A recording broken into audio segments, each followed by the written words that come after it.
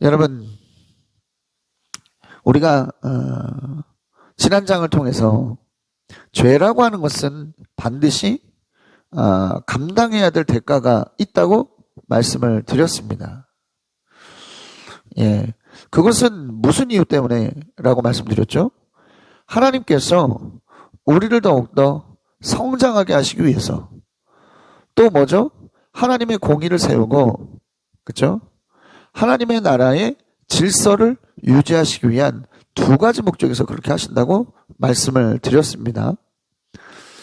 자, 다윗은 겉으로는 잘 되는 것 같아 보였습니다. 예, 암몬 족속을 박살내고 그 왕이 쓰고 있던 왕관을 자신의 머리에 썼잖아요. 겉으로는 잘 돼 보이는 것 같았습니다만, 예, 그 이면은 그렇지 않다라고 하는 것을 오늘 본문을 통해서 알 수가 있습니다. 다윗 왕의 집안에 칼이 끊이지 않을 것이다, 주님 말씀하셨는데 그 일에 서막이 시작이 된 것이죠. 서막이 아니죠. 본격적인 이 칼의 저주가 시작이 된 것이죠. 예, 오늘 이 말씀을 통해서 우리가 경험할 수 있는 하나님의 뜻, 우리가 얻을 수 있는 하나님의 뜻 무엇일까요? 본문을 하나하나 살펴보면서 이러한 뜻을, 이러한 은혜를 한번 생각해 보도록 하겠습니다. 첫 번째 단락입니다. 1에서 19절, 암논의 폐륜입니다. 자, 여러분, 다윗의 아들 중에 세 번째 아들, 예, 달메의 딸 마아가의 소생, 예, 달메의 딸 마아가의 소생인 압살롬에게는 여동생이 하나 있었습니다. 예, 다윗의 딸이죠. 여동생이 하나 있었는데 그 여동생은 다말이라고 하는 이름의 사람이었어요. 자, 근데 그 여인이 굉장히 아름다웠던 것 같습니다. 굉장히 아름다웠던 것 같아요. 얼마나 아름다웠으면 다윗의 첫 번째 아들이자, 예, 이스라엘의 여인 아히노암의 소생이었던 암논이 다말을 사랑하는 그러한 일이 있었어요. 자, 여러분, 이부 오빠가 이부 동생을 사랑한다. 예, 이부 동생이 아니죠. 이복 동생이죠. 이복 동생. 자, 이복 오빠가 이복 동생을 사랑한다. 지금에 따져 보면 말도 안 되는 폐륜이죠. 그 당시는 어땠습니까?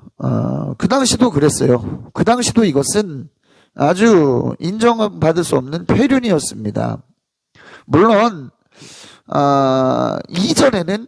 이전에는 근친끼리 결혼하는 그러한 일들이 있었어요.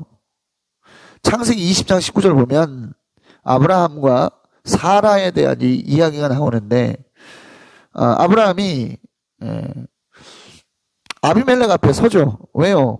아비멜렉 앞에서 자신의 부인 사라를 누이 동생이라고 그래서 아비멜렉이 사라를 자신의 궁으로 데려가는 일이 있었거든요. 그것 때문에 하나님의 진노를 경험하니까 아비멜렉이 아브라함을 불러서 따졌습니다. 그럴 때 아브라함이 이렇게 대답을 해요. 누이라고 했던 말이 아주 거짓말은 아니다. 왜 그렇다고? 어머니가 다른 이복 동생이었기 때문에. 이런 말을 합니다. 그러니까 아브라함과 사라는 어떤 관계였다? 이복 남매 사이였다는 거지. 지금은 뭐 말도 안 되는 이야기지만 그때는 이렇게 이복 남매끼리의 결혼이 가능했었던 그런 데도 있었다는 거죠. 자, 그런데 이것이 율법 이후에는 금지돼 버립니다. 레위기 18장 9절을 보면, 예, 이복 남매끼리의 결혼을 하나님께서 율법으로 불허하시는 것을 볼 수가 있어요. 그렇기 때문에 이건 엄연히도 아니죠. 이것은 엄연히 죄입니다. 죄. 이런 마음은 죄인 거예요. 자, 그런데 죄는 어떻다고 말씀드렸습니까? 처음에 들어오는 생각, 처음에 들어오는 감정을 다스리지 못하면 어떻게 한다고 그랬어요? 그것을 통해서 마귀가 우리의 마음을 장악한다. 그래서 어떻게? 죄를 향해서 끊임없이 끌고 간다. 우리를 끌고 간다라고 하는 것을 우리가 배웠죠. 다윗도 그러한 원리에 따라서 밧세바를 범하는, 밧세바와 간음을 하는 그런 지경까지 나가게 됐고, 오늘 암논도 그런 마음에 완전히 사로잡혀 있는 거예요. 마음을 컨트롤하지 못했기 때문에, 마음을 다스리지 못했기 때문에 그의 마음속에는 뭡니까? 이복 동생을 향한 아주 음란한 욕구가 가득 차게 되었다라는 것이죠. 어느 정도였냐면 병에 걸릴 정도였어요. 왜 병에 걸렸냐? 왜 병에 걸렸냐? 다말이 처녀이므로 어찌할 수 없었기 때문에 병에 걸렸다는 거예요. 혹자 이렇게 사람들은 생각하죠. 암논이 다말을 너무 사랑해서 그 사랑하는 마음 때문에 상사병에 걸렸다, 이렇게 생각을 하는데 그게 아닙니다. 다말이 처녀이기 때문에 어쩔 수 없었기 때문에, 자신의 욕망과 욕구를 풀 수 없었기 때문에 병에 걸린 거예요. 그러면 왜 이런 이야기가 기록되어 있느냐? 결혼 전의 여인은 숙소에서 나오지 않고 조심스럽게 보호를 받았던 그러한 시대였다고 합니다. 그러니까 뭐예요? 지금 이 다말은 오라버니의 집인, 자신의 친오라버니의 집인 압살롬의 집에서 특별한 보호를 받으며 살고 있었던 시절이라는 거죠. 그러니까 접근할 수 없는 거야, 암논이. 그러니까 어쩔 수 없죠. 그러니까 어쩔 수 없으니 어떻게 되는 거예요? 이 욕망과 욕구를 풀 수 없으니까 병에 걸린 거라는 거예요. 자, 이러한 마음으로 가득 차 있을 때 마귀는 그 마음으로 틈을 벌려 우리에게 들어오죠. 마귀는 요나단이라고 하는 암논의 사촌이자 친구인 이 요나단을 통해서 어떻게 하면 욕망과 욕구를 풀 수 있을 것인가를 알려줍니다. 아주 교활한 방법이에요. 이 사람 자체가 교활하기 때문에 아주 교활한 방법을 알려줍니다. 어떤 방법? 병이 났다고 아버지한테 이야기를 하면 다윗이 문병을 올 거다. 그러면 아버지 다윗에게 이렇게 요청을 해라. 다말에게 음식을 만들어줄 것을 부탁하라는 거죠. 그렇게 하면 다말과 단둘이 있을 기회를 얻게 되고 그때 나쁜 짓을 해라. 이런 아이디어를 주는 거예요.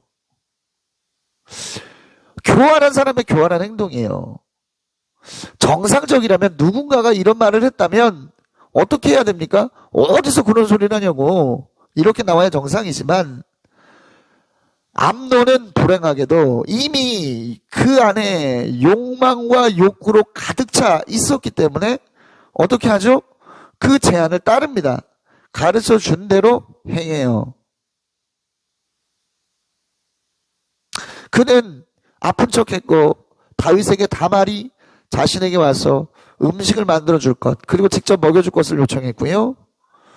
다말이 그렇게 하니까 그녀를 억지로 범합니다. 다말이 이것은 죄라고 울고불며 이야기를 했으나, 설득했으나 아랑곳하지 않고 힘으로 제압하고 억지로 욕을 보였어요. 그는 그렇게 교활한 자가 제시한 방법에 따라서 자신의 욕구를 풀었습니다. 그는 자신의 이복 누이인 다말의 고통은 안중에 없었습니다.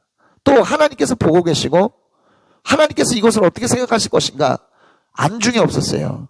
그저 눈앞에 보이는 자신의 욕망을 채우는 일에만 혈안이 되는 것이죠. 죄라는 게 그래요. 죄라는 게 우리의 마음을 장악하면 아무것도 보이지 않게 합니다. 우리의 이웃도 보이지 않습니다. 우리의 가족도 보이지 않습니다. 하나님도 보이지 않아요. 죄악으로 가득 차면 그저 뭐만 보여요? 눈앞에 보이는 죄악의 욕구, 죄악을 풀고자 하는 그 마음만, 그것만 보이는 거예요. 그러니까 어떻게 되는 겁니까?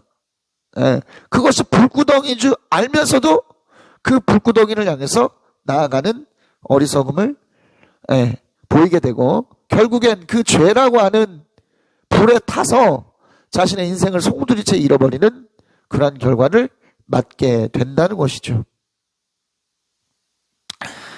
사랑하는 여러분, 욕망의 시작은 잘못된 생각이에요. 욕망의 시작은 잘못된 감정입니다. 그것을 다스릴 수 있는 우리가 돼야 돼요. 다시 한번 이러한 부분들 여러분들에게 부탁을 드리겠습니다. 여러분의 마음을 잘 다스리십시오.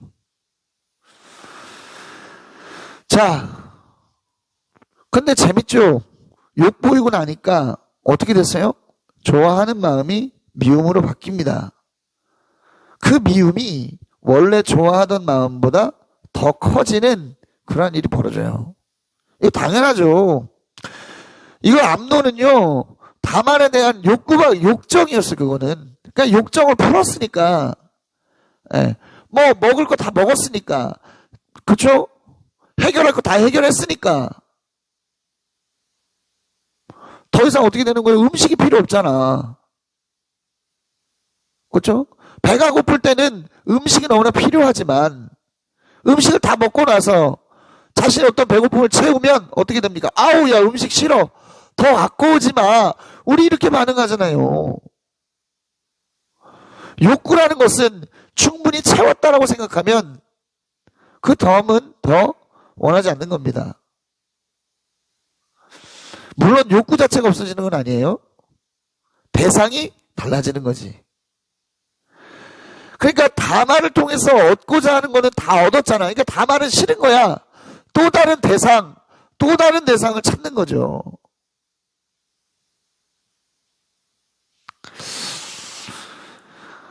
예, 더 이상 다말이 그러니까 뭐예요? 이 암논은 더 이상 다말이 필요 없는 거예요. 그러니까 어떻게 합니까? 다말을 향해서 당장 나가라고 소리칩니다. 다말이 암논에게 그것은 더 큰 죄라고 말해요. 왜냐? 출애굽기 22장 16에서 17절을 보면 여자를 꿰어서 건드리면 반드시 몸값을 지불하고 여자를 아내로 맞아들여야 된다라고 하는 법이 있는데, 율법이 있는데 그것마저도 지키지 않는 것이죠. 이미 암논은, 그쵸? 이복 남매끼리의 어떤 그런 결합을 금지하는 율법을, 하나님의 말씀을 어겼는데, 여기다 다시 뭐예요? 그렇게 꿰어서, 여자를 건드리면 반드시 몸값을 지불하고 여자를 아내로 맞아들이라고 하는 그 하나님의 말씀마저도 어기고 있는 겁니다. 다윗하고 똑같죠. 다윗도 뭡니까? 간음이라고 하는 죄에 고의적 살인이라고 하는 죄를 더하듯 지금 암논도 죄에 죄를 더하고 있는 모습을 볼 수가 있는 겁니다. 그는 이렇게 말하는 다말을 어떻게 하죠? 하인을 불러서 억지로 쫓아냅니다. 그리고 대문을 닫고 빗장을 찔러버려요. 듣지 않겠다 이거지. 너 이제 더 이상 필요 없다는 거죠.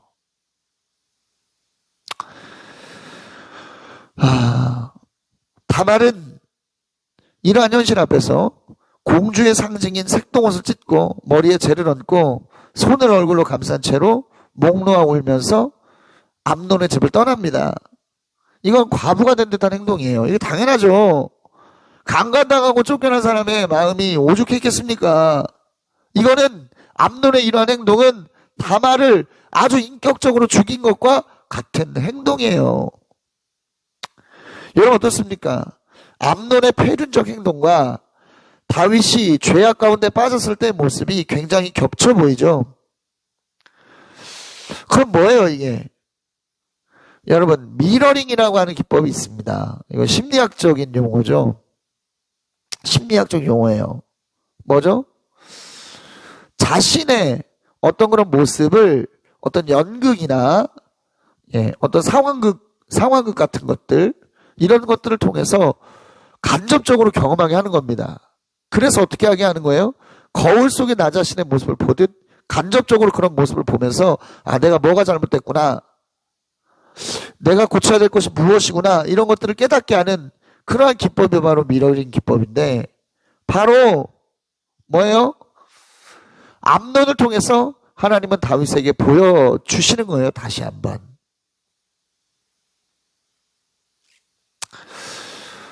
예. 다윗은 하루아침에 딸을 잃어버렸습니다. 우리아가 하루아침에 자신의 부인과 자신의 생명을 잃어버린 것처럼 말이죠.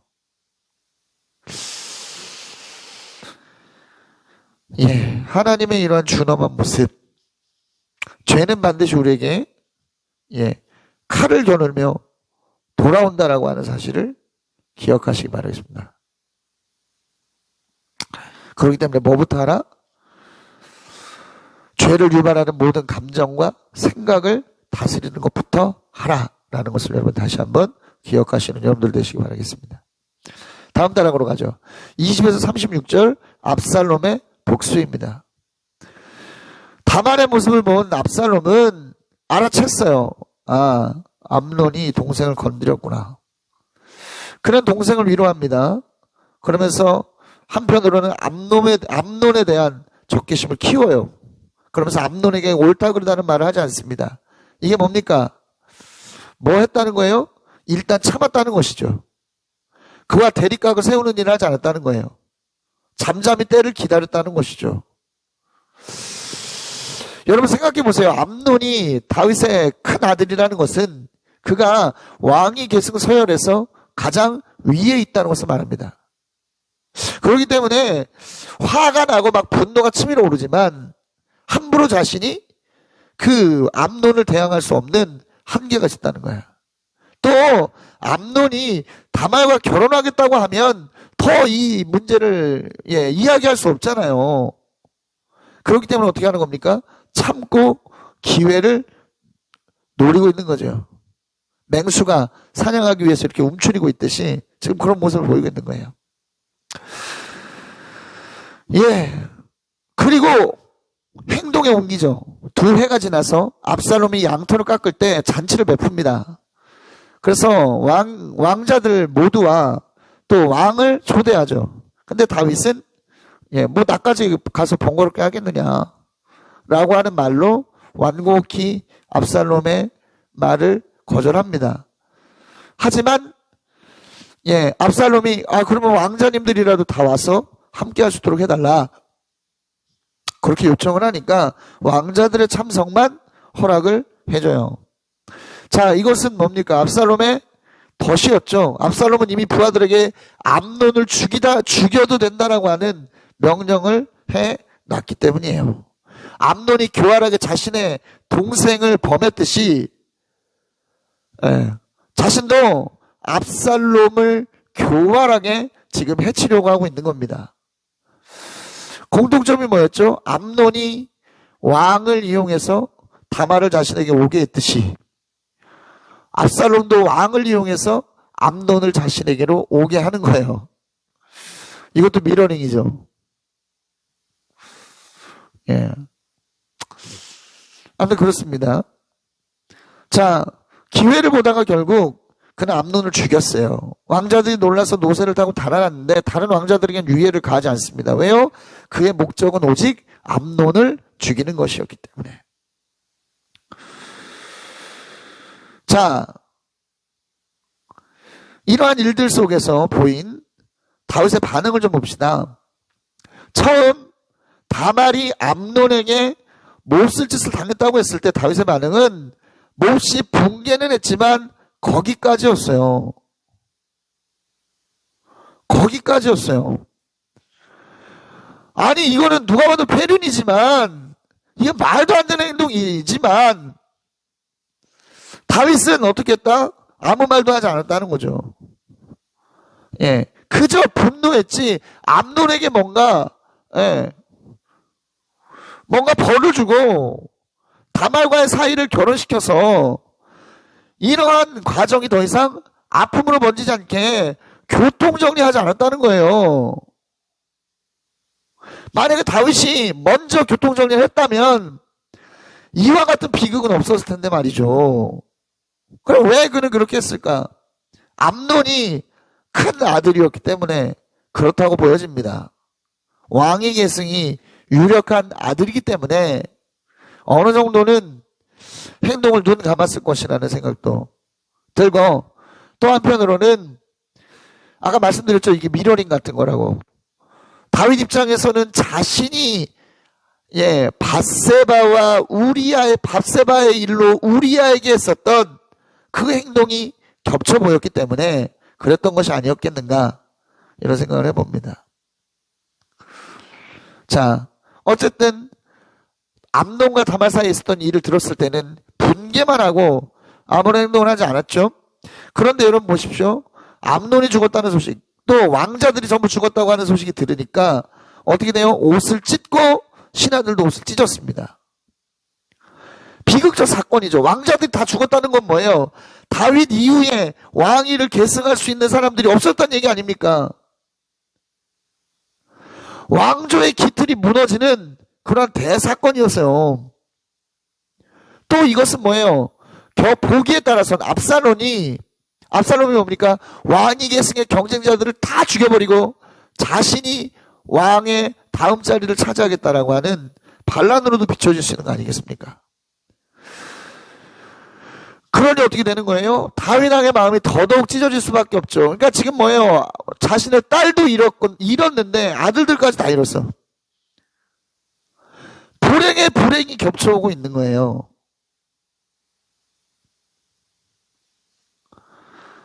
이 엄청난 일을 저지른 압살롬은 도망갑니다. 누구에게 도망가요?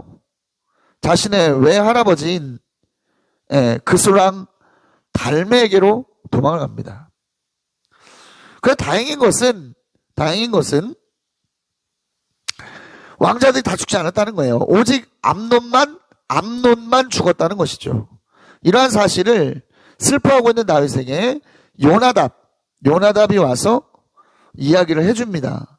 압살롬이 다말의 사건 때부터 결심한 일이었기 때문에 다른 왕자들은 괜찮을 것이다.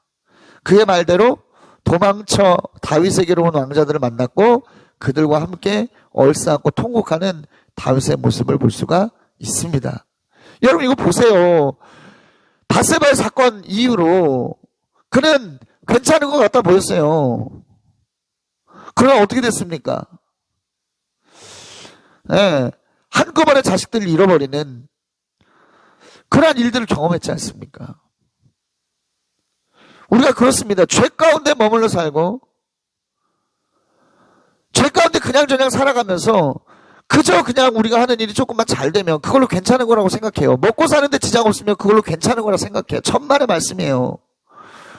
죄로 인해서 우리가 경험해야 되는 고통은, 경험해야 되는 이 이면적 슬픔은 엄청난 거예요. 그 죄의 대가라고 하는 것은 그렇게 엄중한 거예요. 괜찮다고 하지만 괜찮은 게 아닌 겁니다.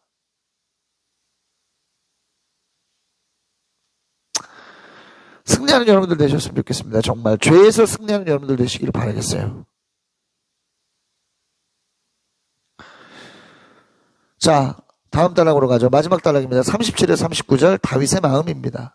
압살롬이 그수랑 암미우스의 아들 달메에게 갔다고 이야기하는데 이 달메가 외할아버지입니다. 외할아버지에게 도망가서 3년을 거기서 지내요. 그러니까 그는 진짜 2년 동안 어떻게 하면 암논을 죽일까, 그리고 죽이고 나서 나는 어떻게 해야 되는가를 그것만 고민하며 살았던 거야. 참. 다윗은 암논은 잃은 슬픔이 가라앉으니까 압살롬이 보고 싶어졌다 이야기합니다. 아주 간절히 보고 싶어졌다고 이야기를 합니다. 포인트가 있어요. 상처는 시간이 지나면 잊혀진다는 겁니다. 예.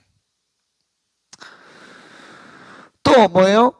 특별히 자식으로 인해서 얻어지는 상처는 더 잘 잊혀지죠. 왜요? 아들을 사랑하기 때문에. 다윗이 압살롬이라고 하는 아들을 사랑하기 때문에 형제들끼리 싸움이 나서 형을 죽이는 엄청난 죄를 저지른 아들이지만 보고 싶어지는 거예요. 이것이 바로 하나님의 마음입니다. 이러한 다윗의 마음이 하나님의 마음이에요. 하나님은 우리의 죄를 잊으십니다. 예, 이사야 43장 25절을 보면 용서하신 하나님의 모습이 나오는데요. 하나님은 우리의 죄를 잊으셔요. 하나님은 우리를 사랑하시기 때문에 잊으시는 거죠. 그렇기 때문에 우리는 죄악 가운데 있다 하더라도 또 죄로 인해 감당해야 되는 여러 결과 가운데 있다 하더라도 하나님을 끊임없이 찾을 수 있는 것입니다. 왜요? 이러한 하나님의 사랑이 우리 가운데 있기 때문에. 바라기는 어떠한 순간에도 하나님을 찾을 수 있는 저와 여러분들이 될 수 있기를 그리스도인으로 강력히 축원합니다.